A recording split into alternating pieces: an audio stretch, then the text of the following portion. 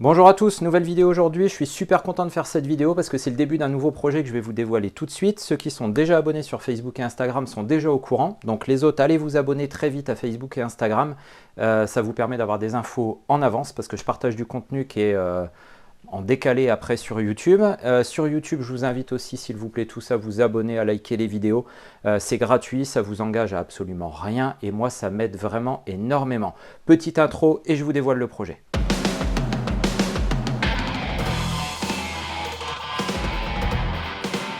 Et le voilà, ce projet, une nouvelle moto. Donc j'ai acheté une FJR 1300 de 2005, une FJR 1300 ABS. Donc c'est une moto, pourquoi j'ai acheté ça? Parce que c'est une moto qui fait partie du top des motos que j'ai toujours voulu posséder. Donc quitte à faire un nouveau projet sur la chaîne, et autant essayer de trouver une moto qui m'intéresse vraiment et que je garderai probablement. Si je l'ai acheté, vous vous doutez bien qu'il y a pas mal de choses à faire dessus. C'est pour ça que j'ai acheté cette moto.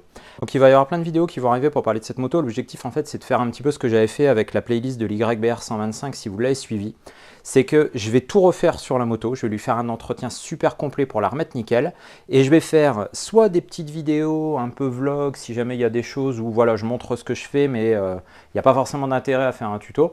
Et puis après, pour les choses qui sont récurrentes, pour les choses sur lesquelles il n'y a pas forcément de contenu sur YouTube et il y a un intérêt à faire des tutos, je vais faire des vrais tutos pour expliquer un petit peu ce que je vais faire. Alors, sur cette machine, c'est une moto qui est de 2005, elle a 82 000 km. Elle est plutôt en très bon état esthétique, là il n'y a aucun souci. Par contre, au niveau de l'entretien, voilà, l'entretien a été fait, mais on ne va pas dire qu'elle a été bien entretenue. Il y a eu des vidanges, vidange moteur, vidange de transmission, tout ça, ça a été fait régulièrement.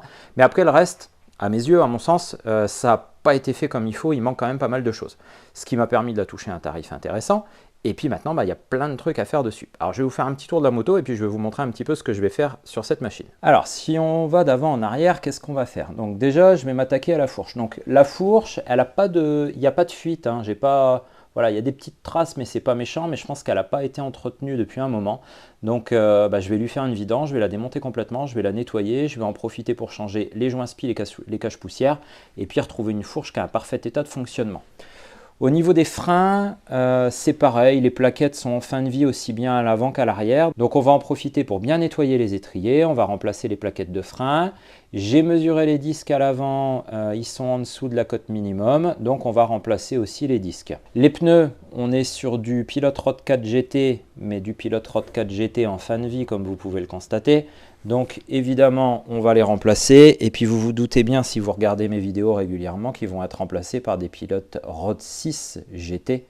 Tout nouveau, tout beau, dont je suis extrêmement satisfait sur la Phaser. Ensuite, autre opération qu'on va avoir à faire.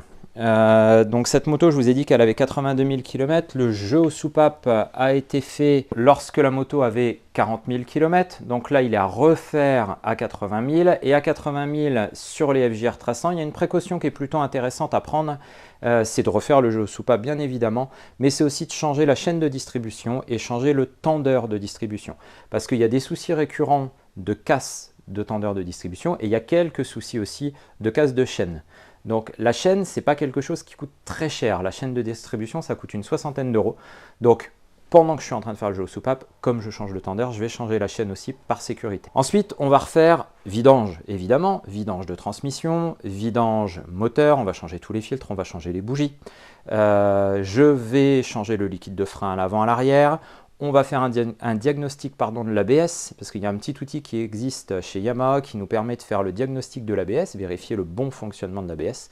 On va faire une bonne purge, parce que je vais vous montrer le liquide de frein. Et comme vous pouvez le voir, il n'est pas joli, il est vraiment bien noir. Donc à mon avis, voilà, un liquide de frein, ça se change tous les 2 ans. Là, il y a bien longtemps qu'il n'a pas été changé. Et puis si on s'en va regarder l'embrayage, on va se rendre compte qu'il est exactement dans le même état. Donc c'est un peu moins pire. Mais voilà, il est bien foncé aussi, donc on va remplacer tout ça. On en profitera aussi pour changer le liquide de refroidissement et puis on va jeter un œil au radiateur parce qu'en fait je me suis rendu compte qu'il doit y avoir une petite fuite de liquide de refroidissement parce que si vous regardez bien le radiateur, je vais essayer de vous le filmer correctement, voilà. Vous voyez qu'il y a plein de petits cristaux dessus là. Alors déjà il n'est pas en très bon état, il a pris pas mal de cailloux, il a pris cher quand même. Il a pas mal d'oxydation, la peinture s'en va. Et il y a plein de petits cristaux blancs. Et ces cristaux blancs, c'est des fuites de liquide de refroidissement qui ont séché, qui se sont cristallisés dessus. Donc voilà, il va falloir chercher, mais je pense que j'ai une fuite quelque part. Et je ne serais pas étonné d'avoir un radiateur à remplacer. Ensuite, c'est une moto qui a pas mal roulé sous la pluie. Et à mon avis l'hiver, et puis on voit qu'au niveau de la béquille, là j'ai de l'oxydation, la béquille elle s'actionne pas très bien. Vous voyez, la béquille latérale elle est très dure, donc ça fait partie des choses que je vais démonter, nettoyer, éventuellement repeindre et surtout bien regresser. Donc c'est un modèle qui est d'un coloris vert jade, donc c'est un gris vert on va dire. Quand on la voit dans l'atelier comme ça on a l'impression de la voir grise, quand on la voit au soleil elle est verte, et sinon elle est en bon état, hein, elle n'est pas abîmée. Elle n'a pas de griffe, elle a un petit, voilà, un petit truc ici, là. On voit qu'elle est un tout petit peu griffée ici. Elle a un ensemble de valises, donc un top case. Alors les valises, ce n'est pas les valises d'origine de YAM.